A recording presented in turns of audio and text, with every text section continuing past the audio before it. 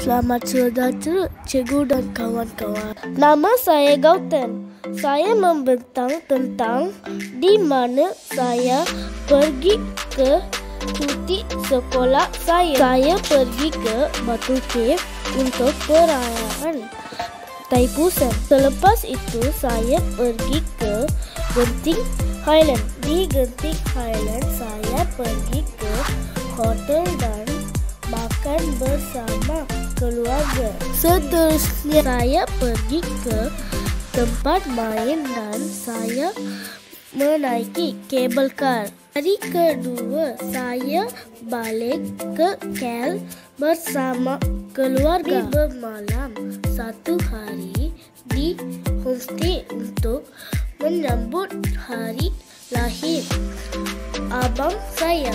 Selepas itu saya mandi di kolam renang bersama keluarga. Hari ketiga saya dan keluarga sudah balik ke Melaka.